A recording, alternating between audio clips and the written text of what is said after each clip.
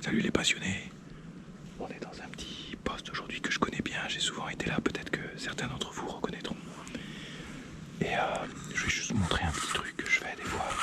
L'idée de cette vidéo, c'est de vous donner quelques conseils pour être efficace au poste. Celui-ci est un poste un petit peu compliqué et il arrive parfois que le chef de ligne vous dise « tu n'es pas à 5 mètres près, trouve ton poste ». Alors voilà quelques conseils pour vous y aider.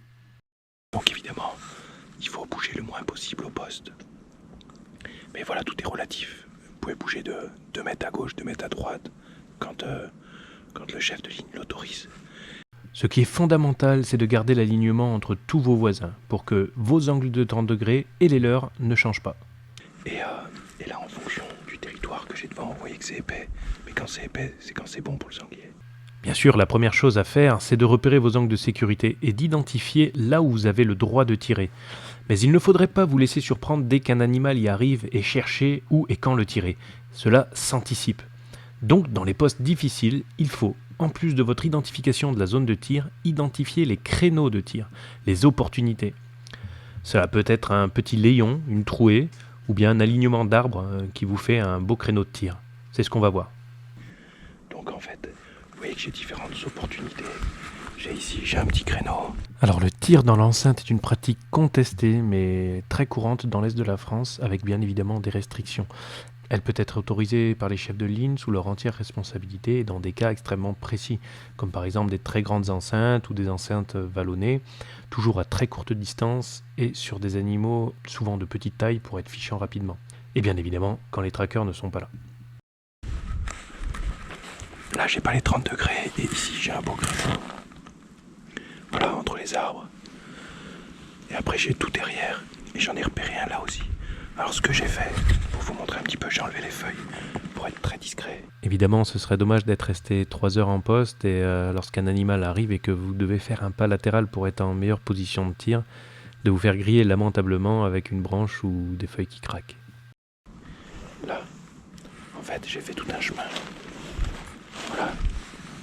Qui fait plus ou moins 2 mètres. 1,50 m à gauche et 2 mètres à droite.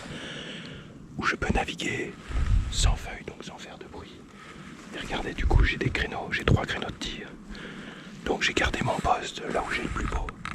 Petite chose également, quand vous vous mettez en place et que vous repérez vos opportunités, n'hésitez pas, sans non plus y aller à la tronçonneuse, à couper 3-4 branches qui peuvent réellement augmenter votre champ de vision, d'identification et de tir.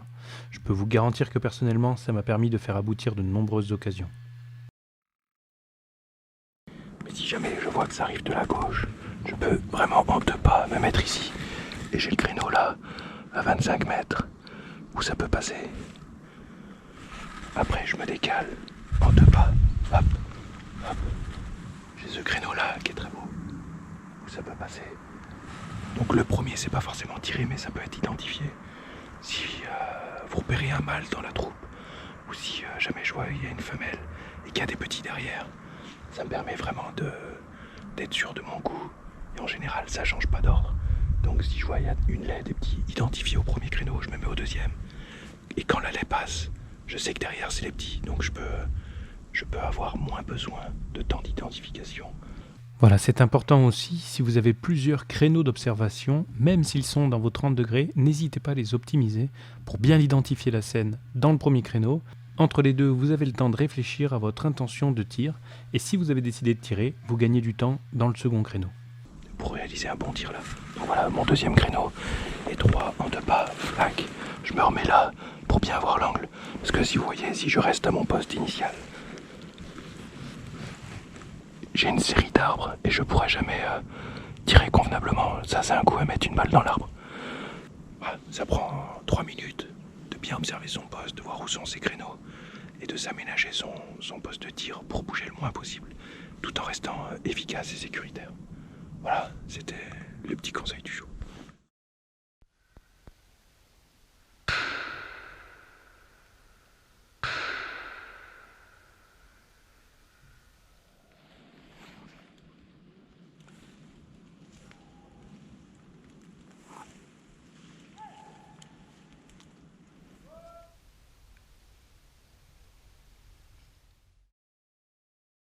Salut les passionnés, j'espère que la vidéo vous a plu, et si c'est le cas et que vous souhaitez soutenir la chaîne pour plus de vidéos, tant en quantité qu'en qualité, vous pouvez cliquer sur Rejoindre. Ça me donnera plus de moyens pour m'investir toujours plus intensément dans la défense de la chasse et de l'amélioration de son image. Un grand merci à vous et à très vite.